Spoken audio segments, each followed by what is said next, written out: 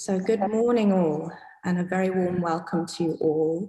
My name is Thandiwe, and I'm the Taking Care Project Assistant based at the Pitt Rivers Museum. So in the third week of the Matters of Care, Museum Futures and Times of Planetary Precarity conference series, we are hosting here at the Pitt Rivers Museum as part of the Taking Care Project. And there's 6 different public webinars in this series, and registration for all can be found on both the Pitt Rivers Museum and Taking Care websites. And each webinar is being recorded, and we'll put them onto the Pitt Rivers YouTube channel after the live event. So please do keep updated on the Pitt Rivers and Taking Care Twitter accounts and websites for more information. Also, please do feel free to add any general comments in the chat and to use the Q&A function to ask questions for our speakers. So before we start, I'd like to introduce you to Alice Saunders, who's a master's student in the Nature Society and Environmental Governance at the Oxford University Centre for the Environment, and she's live tweeting today. So the event is being live tweeted via the Pitt Rivers account, so watch this space for more from Alice. And now I'm going to turn over to Laura van Broekhoven to introduce our speakers today. Hi everyone, and thank you, Tandy, for handing over to me very briefly. I think we're all really keen to listen and learn, and today we're really sort of listening and learning to other disciplines also, because as Erin Cole, an exhibit developer at the Minnesota Historical Society in St. Paul, beautifully summarized in a short story called I Make Exhibits, working in museums, we think in a museum, we think in 3-dimensional narratives that you move through and interact with. And some museums will bring in more dimensions even. And what we can learn from the world of filmmaking is what we're looking at today. Really sort of, we're really lucky to have 2 filmmakers, Itandehui Jansen and Camilla Andersen, join us alongside Professor and Curator Lotten Gustaffson Reinius, about the process of creating thought-provoking film as a form of activism, and sort of turning to this other media of filmmaking and listening and learning around what kind of lessons and what kind of methodologies they have used to think about audiences, think about how production happens. We're really keen to listen, and I also know that they're both they're all very excellent speakers, apart from being brilliant filmmakers.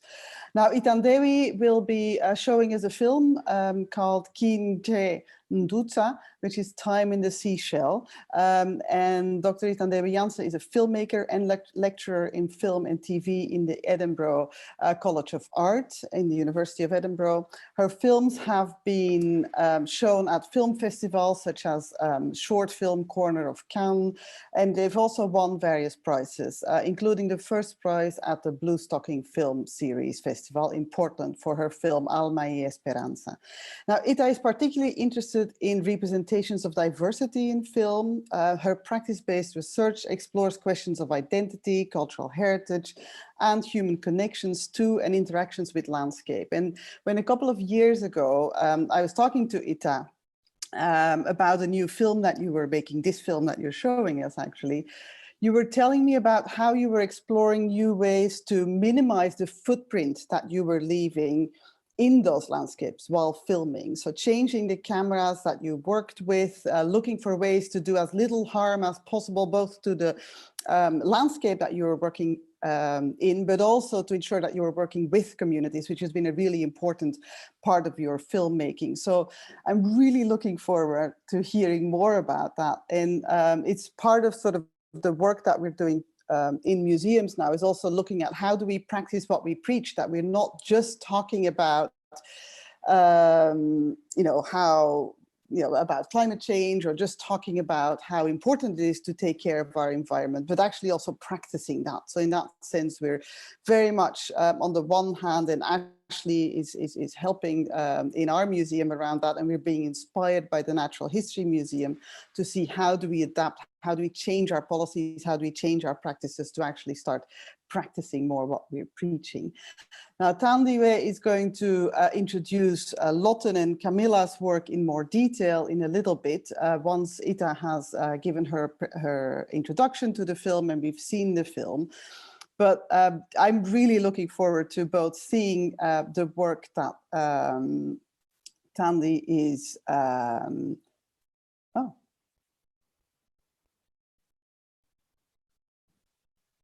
I'm seeing the work that Thandi is, Lotten is going to, Camilla has filmed, but also listening to Lotten, because I know that Lotten, the way she builds her stories around objects, because Lotten has been a really important part of our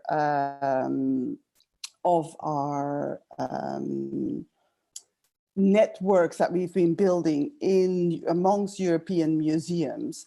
The way that she builds stories is very much sort of taking an object and then bringing in all these different strings of narratives and looking at how sort of this object is connected to ecologies, to geographies, to different aspects of society that for me, certainly it's always eye-opening and sort of making me think differently about things. So I'm very, very, very pleased that you're here, that Camilla's film, that we'll be able to see Camilla also in a presentation that has been pre-recorded, and to then be able to ask questions. So I'm going to hand over to Ita, and I look forward to hearing more.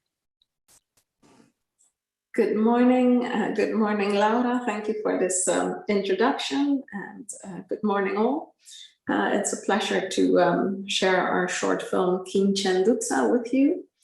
And I wanted to share a little bit about the process and the why and the how we made the short film. So the considerations we were thinking of when we started working on this short film. We filmed the short film in 2019, and it really started with the writing by the scriptwriter of Armando Bautista. He was writing reflections in his language, Mixtec, an indigenous language from Mexico, about the changing landscape, about things that he observed were missing. Certain animals, fireflies, and also salamanders that used to be in the landscape that he could no longer see in recent years. So he started to reflect on that. Probably, this is not sure, we're not biologists, but probably human activity, climate change was leading to a decrease of certain biodiversity in his region, and he was writing poetic texts about this, and he asked, or he said, well, can we make a film about this? My practice is mainly fictional filmmaking, so drama filmmaking, and it got me thinking about the way we make films. The film industry, particularly the drama film industry is very polluting. It has a large footprint. Most people see a final film but don't really know the process of making a film. And most films use sets. Sets are made of timber.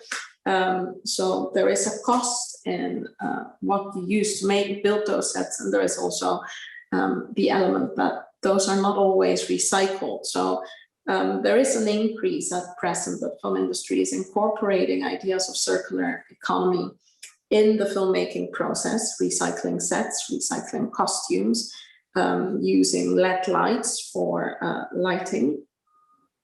But this is mainly accessible to industry studios. So the measures that can be taken to make a film more sustainable generally depend on having a large infrastructure. And of course, independent filmmakers don't have that. And it got me thinking about my own filmmaking and also the filmmaking of, for example, my students, where you're not working with a large studio and you may not have the access to recycle sets, to recycle costumes, and to work with light that is powered by solar panels.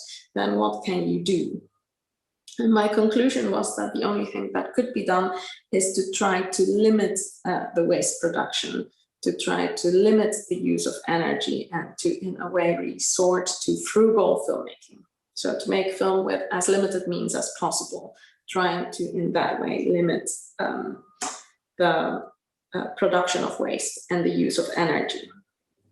And some of the things that we tried to do, some more successfully than others, is that we did set ourselves the task to not purchase anything for the film. So we didn't purchase any props or any costumes. Those were all things that were either borrowed or already in our own possession. So we tried to limit the use of things that would come into, let's say, the economy because of our use of it. We tried to limit the cast and crew, so we were working with a limited amount of people in order to, in that sense, limit any kind of energy, use of energy, and production of waste. We avoided single-use plastic, and the other thing that I said myself is that we were only going to use the internal battery of the camera that I was using and the internal hard drive. And that was the limit of how long the film could be.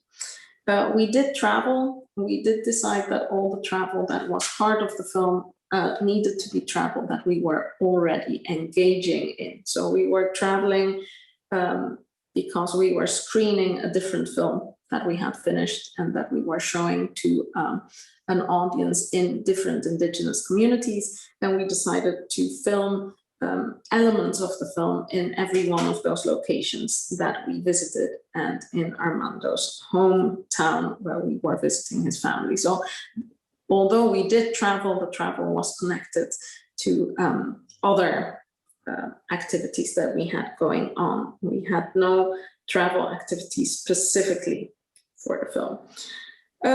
In that sense, we try to limit the footprint, but of course, one of the things that is very difficult to control is the amount of energy use of your computers and the editing space. We didn't take that really into account. We didn't track the footprint of the editing process. We concentrated on the footprint of the production process of the film and did not really have a way to understand, that is something that I am still looking into, understand what really happens when you are using digital tools like editing online. How much energy are you using and how can that possibly be limited? But well, this is a little bit the background of the film. We tried to limit our footprint and we tried to make a poetic film about reflections that the screenwriter was having about a changing landscape of his hometown. And I would like to share that with you now.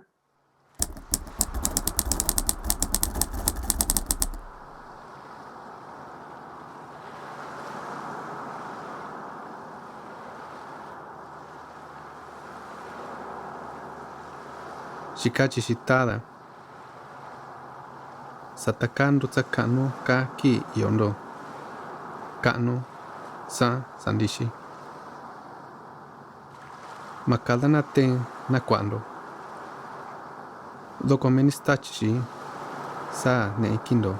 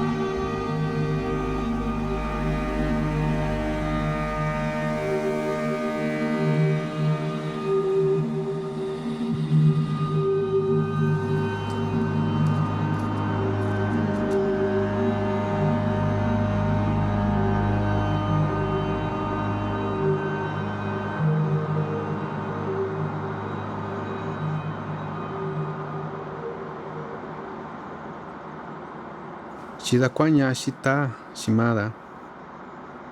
Sakotonsa kotovida nuni. Didandi tu'u sanchito de etata. Sandidandi tu'u duntuku etata sa.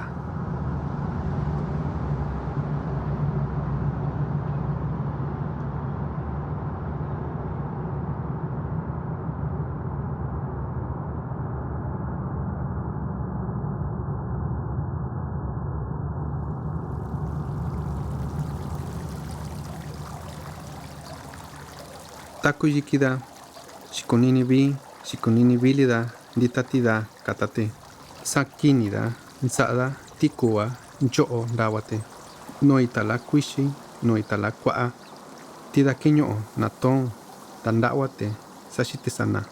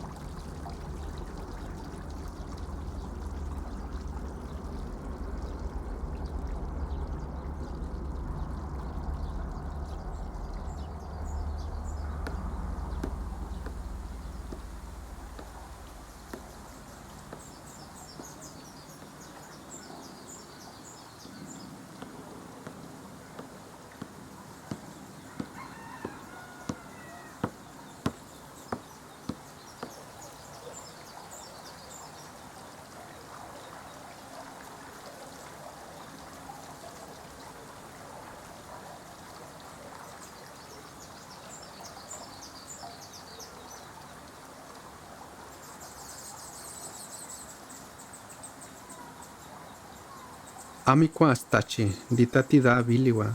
Amikwa ditatikua. Sa amikwa ditanchoa. Amandawa shon tidakiñoa. Unikwa tendidate. Sa kadikadenaku kindo.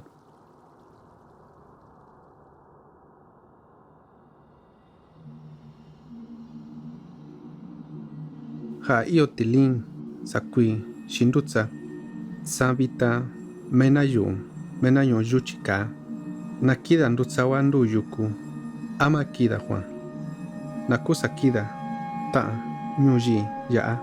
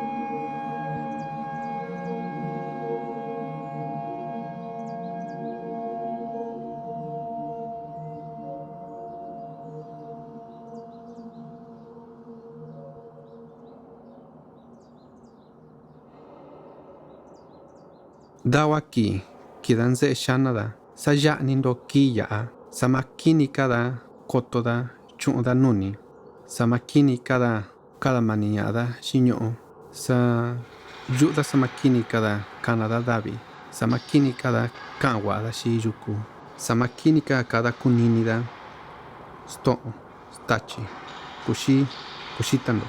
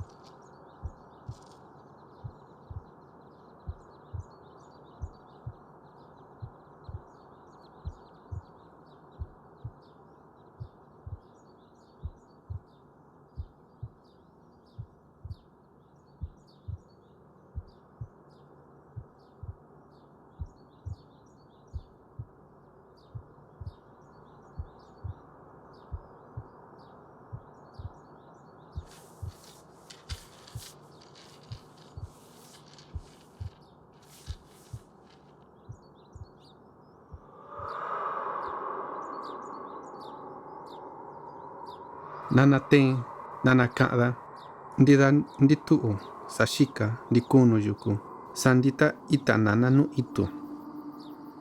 Sandita tida shitabilite. Sandita ichishikandutsa. Nakuninindo sto'o, tachi, kushitando, mena sanakando, kusa iyo. Sadawa nanate, sanachuando kustondo.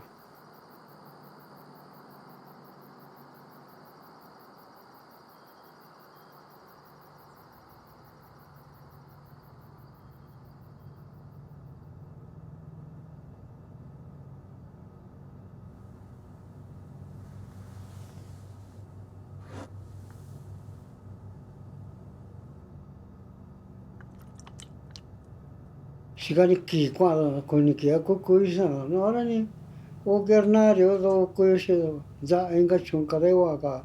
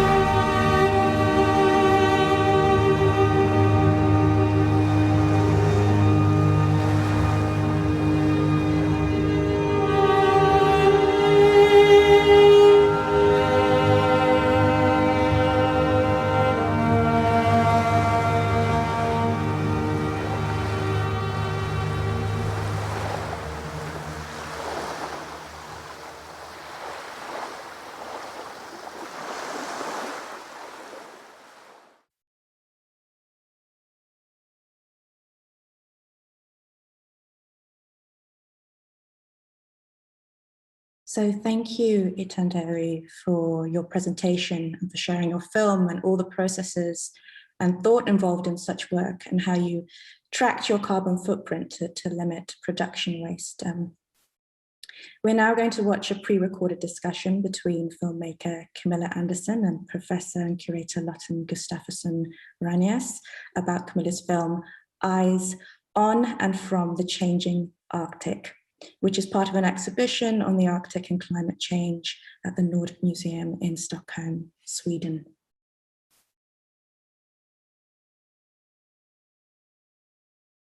Hello, everybody. Wish we could have been there with you to see old and new friends. And thank you very much for this invitation.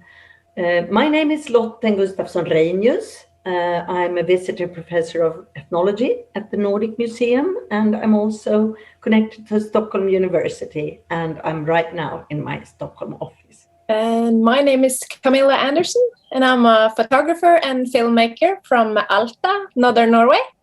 And I am actually home in Alta right now. But I'm based on Jæren, close to Stavanger on the west coast, south of Norway, or southern Norway.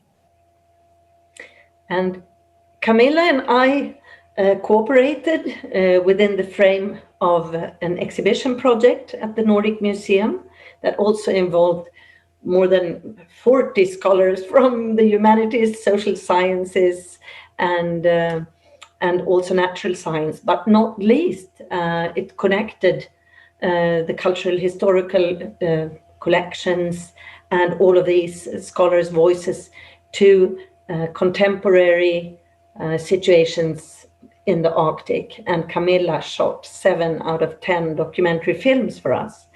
And today we will talk about that work and show you 2 of the films, one from Levas Sami village in Swedish Sápmi, and one from Clyde River in Arctic Canada. Okay, your work is in focus today, Camilla, as a filmmaker and photographer. And when we choose the title, we also thought about the fact that you are from the Arctic. Today, 4 million people live in the Arctic, which is also the place on Earth where climate change is happening most fast. And it's not only affecting nature with melting glaciers, thawing permafrost, but also long since intertwined relations between nature and culture, which is experienced not least by many indigenous people in the Arctic. And well, why is this Stockholm University and the Nordic Museum? I have a dual affiliation myself. I'm a visiting professor at the Nordic Museum and a scholar of Stockholm University. And this was also the partnership behind the cooperation that brought us together. And this is a map showing with red dots 10 different locales in the Arctic where short documentary films were made for an exhibition that opened at the Nordic Museum in 2019 on climate change in the Arctic and on nature and culture as intertwined and subjected to change today, and also on the ways people have made a living in the Arctic in the past as well. So it actually brought together temporalities and many voices. Well, out of these 10 dots, all of them are actually somehow connected to cooperation with people living in the Arctic and scholars working. For instance, here in Qaanaaq, there was a team with huntsmen. I think 17 Inuit huntsmen were involved in cooperation with Danish anthropologists and biologists. They made one film in Jamal. There were people, herds, living sort of seasonally in town sometimes, but also certain seasons moving back and trying to stay in connection with traditional herding. And that's also documented by Dmitry Arsitov, an anthropologist. And in Netemer, up here in Finnish Sápmi, it was a cooperative snow change, but all of the others, in Norway, Arctic Sweden, this whole region, and Iceland, it's Camilla behind the camera, Camilla Andersen. So we'll talk a bit on your work as photographer and filmmaker.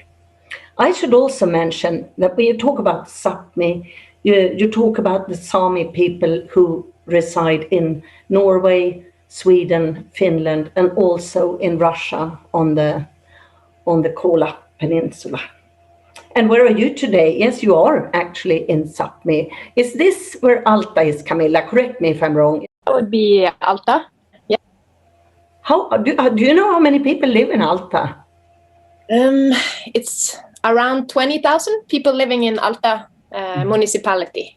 And not far away from this place, it's Kautokeino and Karasjok, and those are Sami communities where the sort of endangered language of North Sami is actually very strong and also being revitalized today. I know that many Swedish Sami actually moved there for that reason.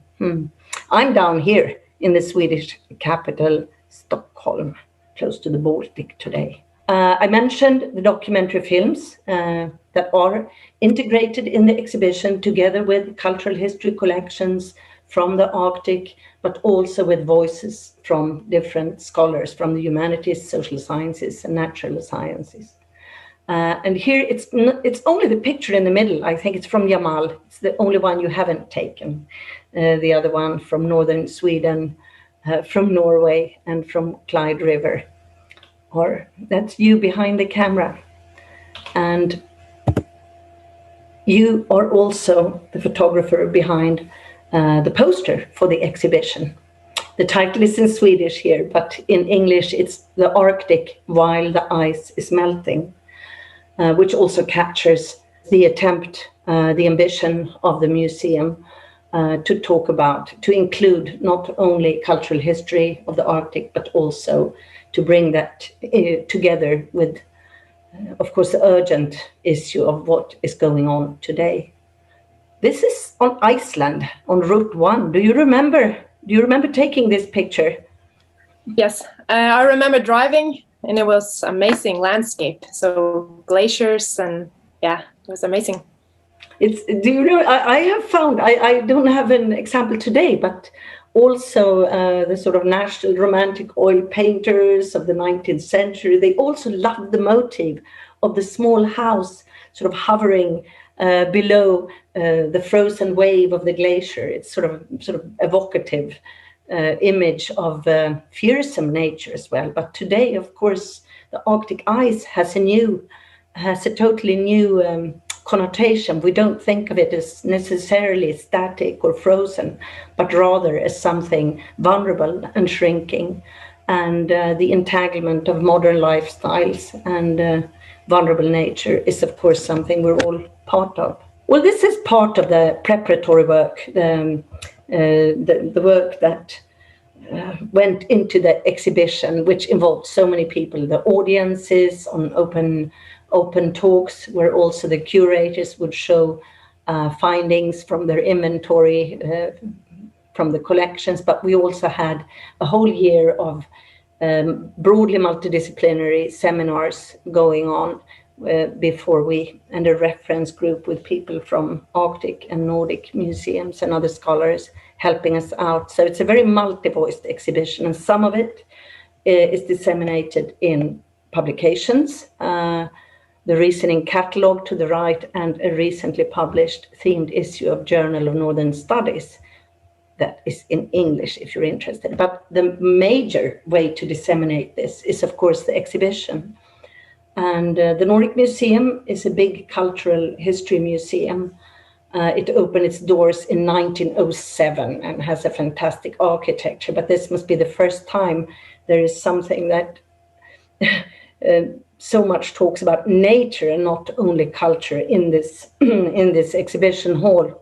The design is made by Musea, and they worked on the theme of the crack in the ice, of course, but also the crack in society between tradition and modernity. And it's also where people enter to take part of different themes and narrations. It has to do with the way people have used the ice as an infrastructure to move around over long distances, to hunt, to fish, also to get together and exchange goods and ideas, of course. But to the right also, there's all the more problematic narration on what's happening when the ice is melting. In a way, you could say that we bring together two archives that open up also to things that are more worrisome. Another part of the exhibition deals with the Arctic as a home. And here you also see how the documentary films are included. This is a section of the film that in a way made us connect with you, Camilla. Where is it from? From Clyde River on Baffin Island, Nunavut, so in Canada. Mm. And it was actually, there was an article in Times Magazine on this film, and I don't know, it must have been, I think it was one of the first things you did after you finished your education. Do you remember how old you were when you went to Baffin Island to do this film? So I went to Baffin Island in 2016. So 5 years ago. 27? Yeah. 26 maybe? 26, 27. For the exhibition, there was a shorter version, and we will actually have a look at that one now also, because it brings up many of the challenges that people in the Arctic, indigenous people not least, are subjected to today with endangered languages and lifestyles. And it was also a film that made the producers and the coordinators of the exhibition come running to me and say, I think we found our filmmaker. And we'll have a look at it now before we move on.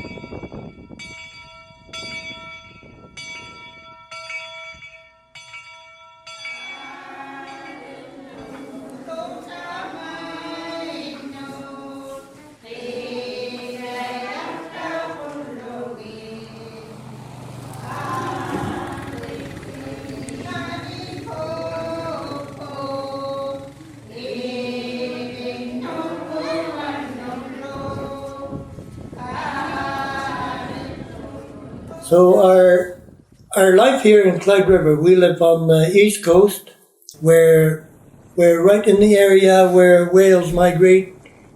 Narwhals and bowhead whales, they migrate north, and Arctic char, the fish, salmon, they migrate all through this area.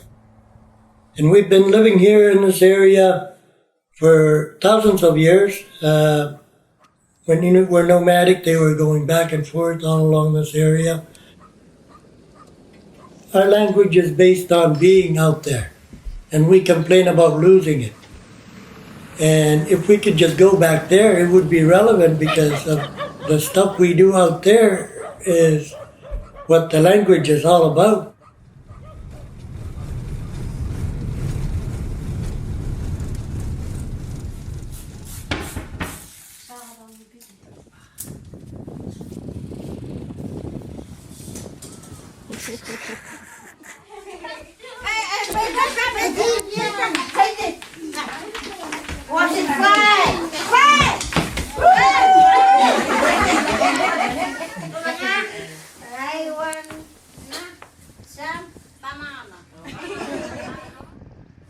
So to own a boat, to own a snowmobile is almost a $20,000 investment. Hardly anybody can make that. When I think to the past, that we were self-sustaining and living by ourselves at one point, so that's there somewhere.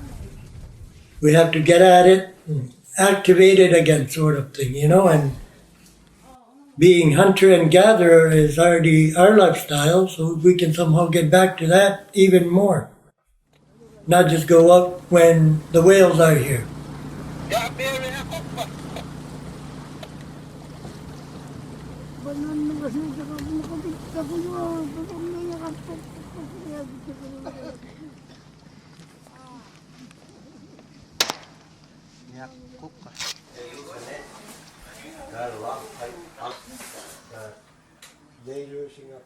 If we can bring this back, it'll bring back, people will feel like, they're worth something, they'll say, I can butcher a seal, clean the fat off, dry it, I can tan it, make it supple, and someone else can turn it into mince,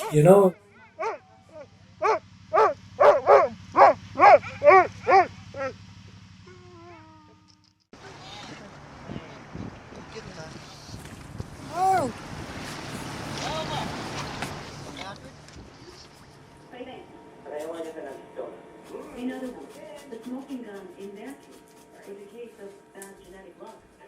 Hang on 1 second. What do you need to wait for? This is my... Just the act of catching a seal, taking it home, it's unbelievable. The feeling is just unbelievable. Like when you have a group of people eating what you caught, and they're cutting it, and it's right there, and it just, makes you feel like you're on top of the world.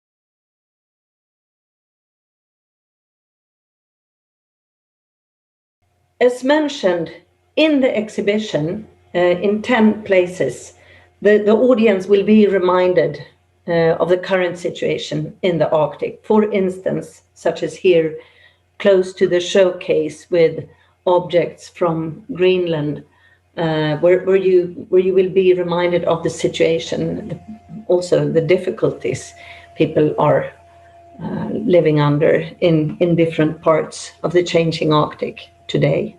I myself, I'm fond of the fact that you can't really be lost only in reverie and admiration of the past, but the present is there as well. And this is a shorter version of the film you made, Camilla, but you have also done a lot of work in Norwegian Arctic and where you grew up yourself. So I think we need to back a bit to understand your work. Well, Clyde River is in Canada. Was that the first time you were ever visiting Canada? It was my first visit to Canada, yes. But in a way, it's about as high north in the world as where you're from. This is where you grew up. Where is this at, Camilla? This is a photo from Komagfjord, which is where we have our cabin. It's a 1 hour drive from Alta, where I grew up, and it's my father's hometown. Do people make a living on fishing there? They used to. The picture of you as a child close to that huge salmon. Yes, that's actually from Alta, the Alta River, a famous salmon river. And it's my grandfather, my mother's father got that salmon, and it was the biggest salmon that year, 23 kilos, a bit bigger than me. And I was 5.5 years old, I think, smiling with no teeth, laying next to that huge salmon. So your grandfather was a good fisher then. He didn't take that on net. He took that on a fly, didn't he? Fly fishing is a big, it's a big thing, big tradition here in Alta and Finnmark, and yeah. And this is actually sort of an ancient. This area is coastal Sea Sami region, isn't it? Yes, it's traditionally, yes, it's a place where the Sami, or the coastal Sami, the Samis who lived from fishing and gathering and hunting, they live there. Actually, Komag, which is because this is it's from Komagfjord, and Komag is the Sami word for shoes, for Sami shoes, made out of in their leather, kind of. Yes.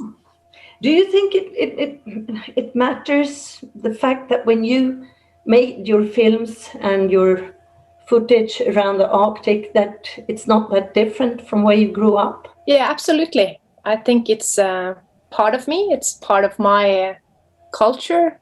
It's where I grew up. Part of my identity as well. We have Sami in our blood, like going way back. So it's always been a very fascinating. I've been interested to find out where we come from.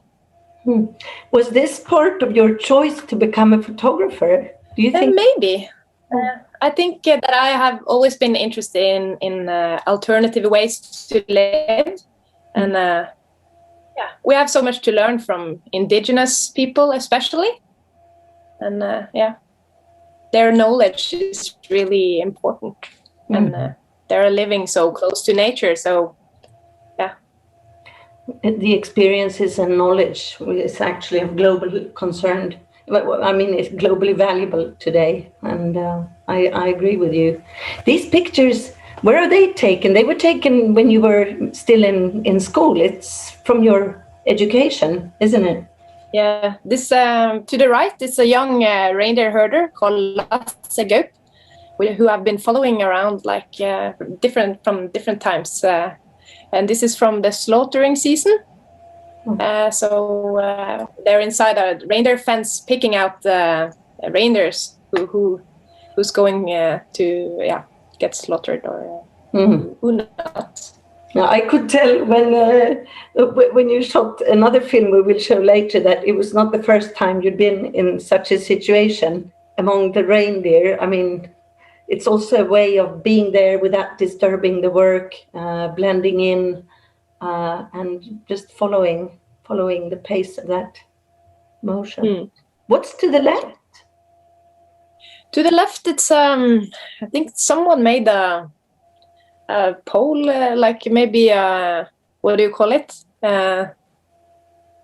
It almost looks like a statue. Like on top you have the moose. The moose, and what do you say? The antlers. Antlers, yes. And you have reindeer, different parts of reindeer antlers down on the bottom. It's like an alternative tree. Fantastic. Yeah, I love it. I just randomly came across it, and I was like, "Wow, that is beautiful." What do we see here? Is it to me? It's not very familiar to see a pink lavvo. No, it's a very, very nice lavvo. And inside we have Ellen Marit Antti-Saara and Mattis Nils-Saara, an old couple taking their lunch break in that lavvo we are seeing there. It's it's from the previous photo with the slaughtering season. So they are there at their yearly traditional autumn work, helping out the family. And this is all close to where you went to school, or close to where you live. Where is it? The photo are taken up in Porsanger, so it's in Finnmark as well. It's not too far from Karasjok, one of the Sami traditional Sami villages. You told me at one point that you had a teacher who encouraged you to go on.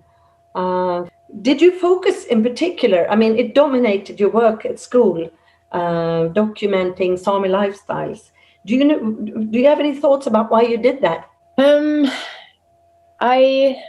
I've been thinking about it, but I think it's just I've always been interested in it. I don't really know why. My mom's always been interested in it as well, so maybe I've got the interest from her. Actually, when I was studying in Oslo at Bilder Nordic School of Photography, and during the second year we started more into choosing, like, if you wanted to do documentary work or if you wanted to do more commercial commercial work. So I chose documentary, and we had this great mentor, British photographer, Marcus Bleasdale. He was working there at the time, and he was very fascinated by the stories I did, and maybe it in a way encouraged me to continue with the work. So. And I know that right after school you were engaged by the Grounded Truth project and followed young Sami activists to Paris. Can you tell us about that work, and who is this? This is in the photo there's a girl called Saraka Gaup, activist and actress from Norway. And I was in Paris at the COP21 to document Samis in Paris. And it was part of so during school Marcus told me about this Arctic fellowship that was going on, or in America at the Grand Truth Project. So I applied for the Arctic Fellowship and got in. So that was really cool, and I got to come with the Grand Truth projects to Paris to meet people there. And yeah, you were about the same age as these people, I think, and you became sort of one in the group. Yes. No, I was curious about the marks by the eyes. Everybody's chosen to sort of mark with brown. I saw it on Saraka as well. Do you know what that signified? I think it was maybe a way of symbolizing the kind of like going to war. In the photo, they are what do you say, rally at a demonstration. So I think they were kind of showing their going to war. But I don't really know. I think it's supposed to look like blood, but yeah, I don't remember. It's a long time ago. I know, but these are strong pictures of empowerment and not just. I thought about the film from Clyde River. It seemed in those discussions that the hope was to somehow go back to traditional lifestyle and hunting, and this is another move. This is a move sort of like into the center of climate discussion and actually raising the voice. Did you ever think of your own photography as a kind of activism at the time? Following the group over the days, you also took part in the kind of everyday life of activism. It also has its moments of brushing teeth and taking a nap, or even doing some touristing. How long did you spend with the group in Paris? It wasn't that long. It was for maybe 3 or 4 days, I think. But I was just following them around, like you say, getting up in the morning, getting ready to go out for different meetings or rallies, or taking photos of themselves or next to the Eiffel Tower, getting directions from a local Paris woman. Everyday life in Paris, kind of, but also about activism and how making their voice heard as indigenous people. And you continued after this work also to work on the theme and the situation. This is from Swedish Sápmi, isn't it? Yes, this is from the northern part of Sweden. It's from I think it was Nedre Soppero, not too far from that. And we were visiting the graveyard and saw a reindeer next to the cross. It was very symbolic in a way. It's a nice and sad picture. Sometimes there are photographic moments, and you can just sense the sort of grace of being there when it happens, but it's also a particular skill, in my opinion, to be there and capture it. It's another kind of hunting and gathering, maybe. We should maybe mention that we talked a bit about languages and Scandinavia and Sápmi, and the Sami reindeer herders speak the same language on the Norwegian and the Swedish side, in both when it comes to Lule Sami and North Sami, I know, and it's not that big a step to move in between, and many families have strong relations. So the last film we wanted to show, that's also part of the exhibition at the Nordic Museum, is shot by you in Levas Sami village. And we did that together, actually, in the fall of 2018. I think you will also note that there are connections between the situations. And in this one, however, the issue of climate change is really at the core of the situation and affects the possibility of going on to work so much. These are some pictures of Two of them are from that trip. You drove around between the different sites in Sweden in this little mobile van for several days.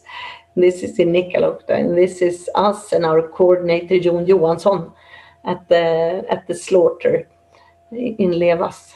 But this was actually in Krokvik. But this is you in Svalbard, I think. Yes, it's me with the rifle over my shoulder, which Why we do had you to have a borrow. rifle? What, say again? Why do you need to carry a rifle? Yes, because you all know Svalbard is at the very north in the Arctic Circle, or in the pole, what do you say? North Pole, almost. Yeah. So there's a lot of or ice polar bears. Yeah, polar bears, it's called. Isbjörn in Norway. So, yes, so you have to carry a rifle in case of, to make a, what do you say? Noise. So the polar bear gets scared. And you just drove around and got into all of these different situations. I think what I'll do now is we'll have the film from Leva.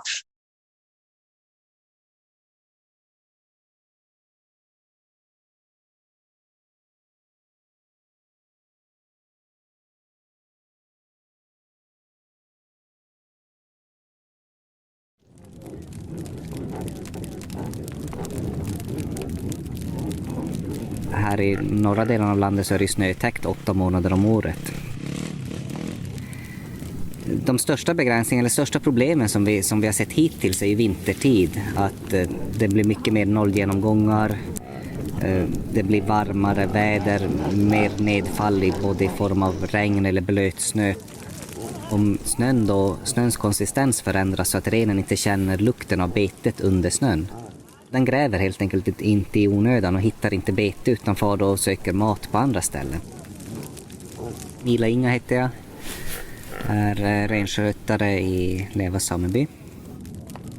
Jag har ju hållit på med renskötsel alltså heltid i 18 års tid och har liksom inte upplevt en vanlig betesvinter, det som kallas normalt. Och det som min far har berättat åt mig hur renen beter sig och hur man betar hur den beter sig helt enkelt vintertid. Det har inte jag upplevt för att det har förändrats för mycket. Hösten för vintern är ju magsårsperioden. Det är en ständig oro.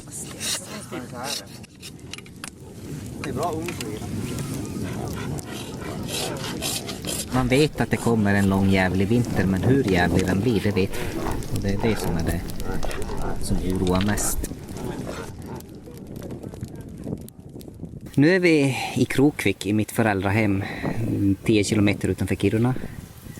Och här håller vi då på med efterarbetet efter gårdagens renslakt egentligen. Vi har ju märkt de här sista, egentligen från 2005 och framåt så har vi sett en väldigt stor brytpunkt där vi själva ser också att det regnar ofta på vintern, det är varmgrader, det är oftare 0-gradigt än minus 30. Vi har ju de här väderstationerna utplacerade 3 stycken inom våran by. En är i sommarlandet, sommarvistet Allesjaure, och en är nere i vinterlanden i Parakka. Och så har vi Levas då som är hjärtat av samebyn. Vi hade en vinter med otroligt mycket snö. Det var beteskatastrof. Vi hade många tvingades till att nödutfodra. Så såg vi en räddning i det att det var redan i maj helt plötsligt blev barmark. Det är inte vanligt att det bara hux flux försvinner. Men det tinade bort otroligt snabbt och det var nog räddningen för renen för att det snabbt blev barmark. Man drog en lite lättnadens suck att nu överlevde vi det här. Det här var ju skönt. Men det kom en sommar som ingen har upplevt heller. Alltså det har varit torrt i princip 3 månader i rad. Värmen och insekterna gör att renen gärna står på snöfält och undviker hettan och insekter. Och det leder ju till att den inte kan beta då på samma sätt. Nu är vi i Lävasvagga. Mitt i egentligen. Det är en ganska långsträckt dal som löper från väster mot öster då. Och det här är renarnas favoritområde under vår och höst. En del stannar här på sommaren också. Så mitt i kärnområdet. Om man tittar österut så ser man Kiruna. Man ser gruvans höga torn. Och tittar man västerut så ser man nästan glaciärerna i andra änden här. Jag är ju här för att vi har samarbetat, Nila och jag, om hur väder- och klimatförändringar påverkar de här markerna och renskötseln. Och då valde han det här området som ett sånt viktigt område att börja mäta hur vädret varierar under säsongerna och mellan åren. Så vi har en väderstation här sedan 5 år tillbaka som håller koll på det åt oss. Det finns ju en trend att det hela tiden blir varmare, men samtidigt som det långsamt blir varmare alla årstider här så ändrar sig nederbördsförhållandena. Snön kommer vid olika tider, det kommer olika mycket. Det regnar på vintern, vilket det inte har gjort förut. Och det gör det väldigt svårt. Och, alltså betesförhållandena påverkas och blir väldigt svåra. Om vi ska koppla de väderförändringarna som vi kan mäta och rita kurvor på till vad som faktiskt händer ute i naturen, så måste vi samarbeta. Och då är den här stationen från den här platsen viktig, för här har det visat sig vara, det spelar stor roll. Kommer det mycket snö vid fel tillfälle så försvinner renarna härifrån, då kan de inte vara här. Väldigt tydlig koppling mellan hur vädret är och hur renarna beter sig. Det som ger en styrka och som ger mig och många med mig en styrka och hopp om framtiden, det är ju ändå när man ändå ser att få vara med renen, få vara ute i naturen, och man ser att ja, men jag kanske gjorde rätt val förra vinter i alla fall. Det överlevde, det dog inte så mycket renar i svält och så på grund av dåliga betesförhållanden och så. Det är naturen i sig som gör att man ändå orkar fortsätta. Vi behöver se de här förändringarna, att de håller på nu. Det är inte någon gång sen, utan det är nu. Och därför måste vi också fatta kloka beslut nu. Vi kan inte göra det om 10 år, för då är det för sent.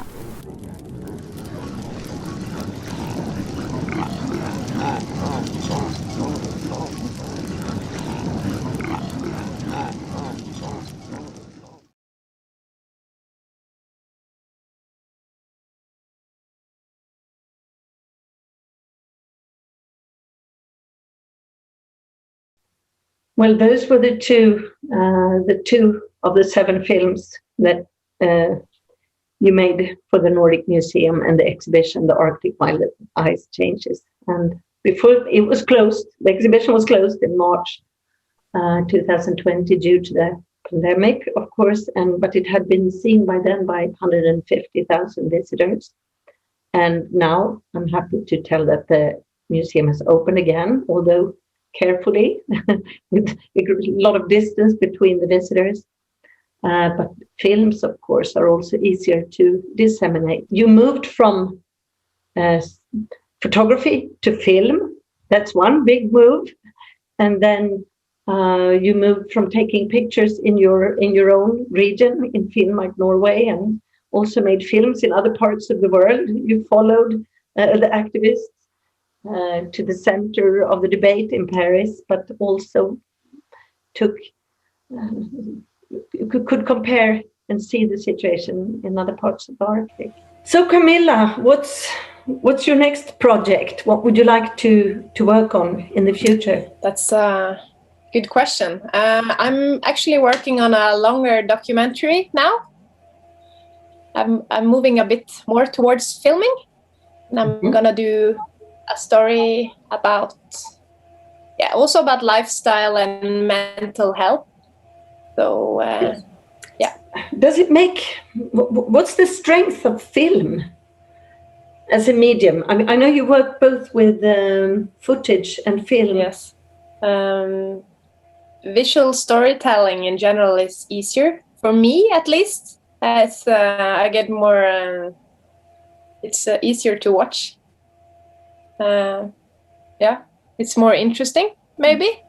Will you return to the issues of climate justice and climate change, indigenous rights, do you think? I think I always will continue the work of following indigenous groups. I think it's important, really important work. Like equality in general is very important to me. So if I can help or give someone a voice, then I will do it. What's your hope for the future and for this kind of work? I hope, as like the project's title is While the Ice is Melting, I also hope that our eyes are changing. So yes, I hope that being a part of this, like showing different people and environments and cultures and sharing knowledge, I think that's maybe could be a part of it, or I hope people take knowledge and learn from it. And yeah, knowledge is power. So I share your hope, Camilla. in my opinion, it also matters how people are represented, and maybe it makes a difference where the eyes come from, and if you're able to sort of let people into a situation that is relaxed and that doesn't convey a sense of how different and exotic things are, but that it's somebody's everyday life that is undergoing change and threat. And also, I think there's a lot of examples of cooperation and alliances, like between the natural geographer and the reindeer herder, between Gunhild and Nila in the last film, but also your cooperation with us. Maybe there's some hope to be found. Yeah, I think that especially the last movies, the film from Levas is showing how we can share our knowledge to make it better. Because like everyone cannot do everything, or one cannot do everything, but everyone can do something. And I think that's important to remember, that we can all make a change, even if it's just a tiny percent. Then I think everyone should do it. Thank you for this talk and for your great work. Thank you for being here. All right, so thank you to both Camilla and Lotten for sharing this glimpse of these films, and for also sharing the Nordic Museum's ambitions and discussing the exchange of ideas involved in the curation of the Arctic while the ice is still melting. And I saw Lotten has helped by adding a link in the chat for the exhibition, so do go and have a look there. So now that we've heard from all of our speakers, I'd like to invite Lotten and Itandehui to join us on the screen and answer some questions from our audience. But before we do, I'm keen to hear from our speakers about what they thought about each other's content, looking at both of these bodies of work and what you felt were the most striking common threads and concerns raised by the people that you worked with regarding their changing landscapes and culture. Yes, it's fascinating work that you were doing with Camilla, Lotten. Thank you for sharing that. And what struck me is that although in very different parts of the world, you can see this strong connection between landscape and culture, in the sense that if you have a community that lives in close relation to the landscape, those things are becoming increasingly difficult, whether it's herding the reindeer or hunting the whales, or in the case of Mexico, just making sure that you have a harvest when you are living from agriculture, but from small-scale agriculture, like self-sustained corn and squash and those kind of produce. Of course, if you have very dry seasons, then that becomes an issue for the communities that live from that and that have no real access to other work. So there is also an element of dignity, in the sense that if this is the way you live, this is your livelihood, and that is threatened by climate change, then there is really no other option to what can you do as a community. So I think it's striking that there are similar concerns and there are similar connections, although very far apart, obviously. Thank you. I agree. I think it adds enormously when we get these different perspectives from different, where we can see the problem of something that is actually a global crisis, but we can probably understand it much better if we think of it as local, also as somebody's lived everyday life. and how that is changing. And I was so I think the way you captured the sort of the mourning, the memory, it's highly effective. It's obviously we work with different modes of effect in a way. One thing that was similar though that I thought about was also in your film we meet the boy and then we encounter the man, and then all of a sudden maybe a grandfather figure enters. And since this is all also on the intergenerational difficulties, and climate justice is also an intergenerational injustice in many ways, that theme is also present, of course, in both of Camilla's films. So that was interesting as well. Yes, absolutely. Yeah. Well, thank you both. I have some questions from the audience for you. I think the first one is here. It says, thank you for talking about recycling and energy in film production. I think this is far too often overlooked. And for sharing your beautiful films, can you offer any insight into what would be done to reduce the impact of film exhibitions? I.e., is internet streaming better than cinemas or TV? To be honest, that is something that I'm just starting to think about. I think a case has been made that probably internet streaming is the least friendly in terms of carbon footprint, because everybody is watching it on an individualized screen. So in a way, probably cinema or family viewing through TV is probably the least provoking the least pollution. So in terms of streaming, although we don't think about it because it's again digital and that seems to have no cost, the amount of energy that is involved to get us all our data does exist. So probably internet streaming is actually the least friendly one in terms of carbon footprint. But I don't have any numbers in this respect, and I only just recently started to think about this. I've been much more concerned with mode of production, and to be honest, everything that has to do with electrical equipment is quite difficult to trace. So if you want to know what, let's say, what the mining is that is behind the production of film cameras, that is very hard and very difficult to unearth, to understand what are the different components of our computers, cell phones, and digital cameras, because of course there is a material component there as well. I'm afraid I cannot answer the question. No, that's great, thank you. I have another question here. Do any of the panelists worry that their films regarding climate and ecological breakdown in the communities and geographies remote from cities may lead to an othering of these issues, and that issues don't necessarily concern people, that they're far away and too large in terms of distance and the connection to anything that people know? Could this result in a despondent inaction rather than action in audiences from cities? I must make sure that I understood this interesting question. It was on the problem of distance when it comes to engagement and concern. That's correct. Yes.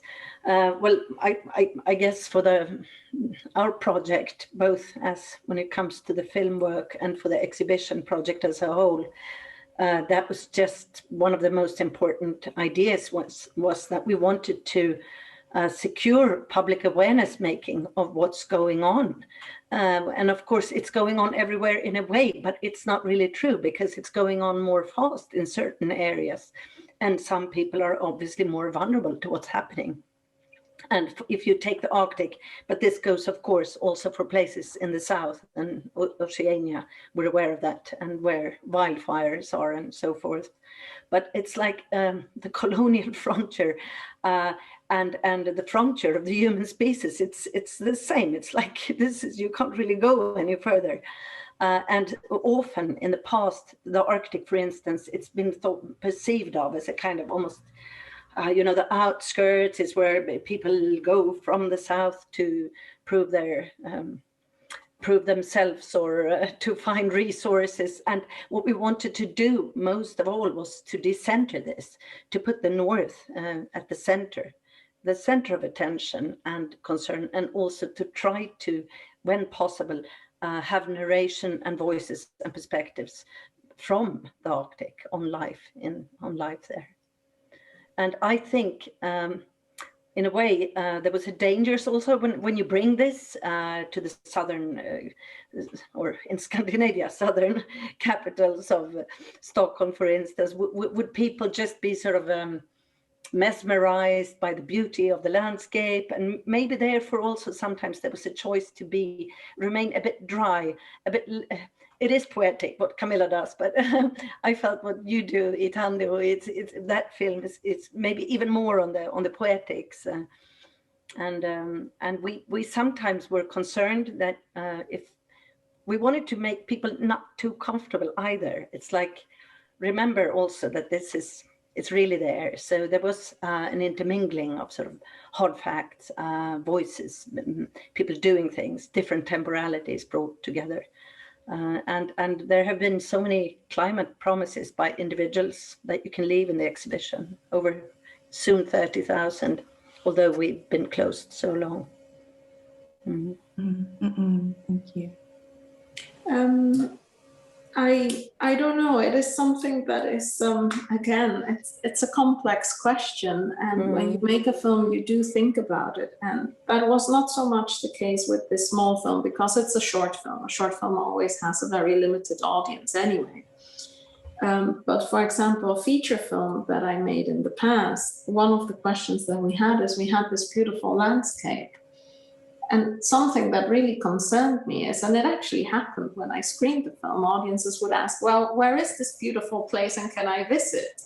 And one of the non-intended effects of a film can be that you attract people to a location where you don't actually want more people to go, because the location doesn't have the infrastructure for, let's say, massive tourism.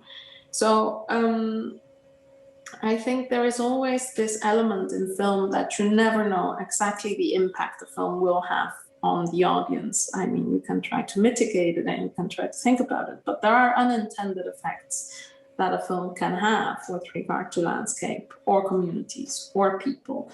And that can be on the production side, but it can also be on the exhibition side.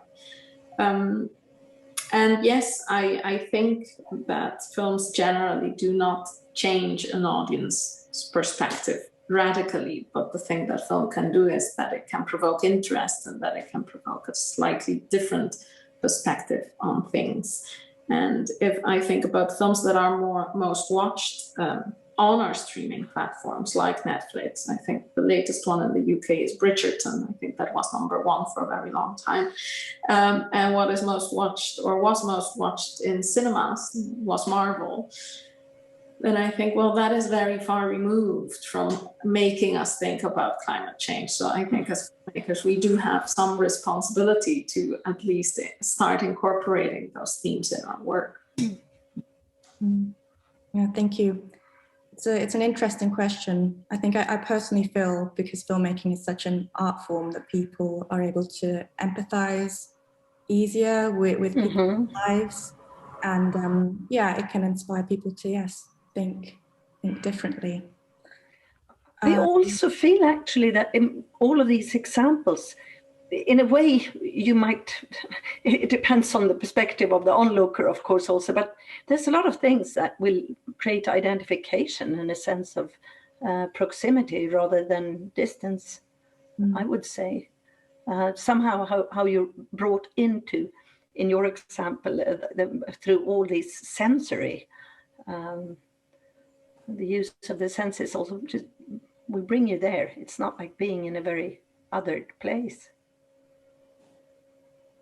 Thank you. Now, I've noticed that time is running away from us. I'm going to have to end there. Thank you so much. So in closing, I'd like to extend a huge thank you to our brilliant speakers, Itandehui and Camilla and Lotten, for joining us here today and sharing their work and hugely relevant films, and for generating such a fantastic conversation. And we hope you can join us next week for our next webinar on the 6th of May. So that's Matters of Care in conversation with Sissy Seara and the art of Hawaiian quilt making.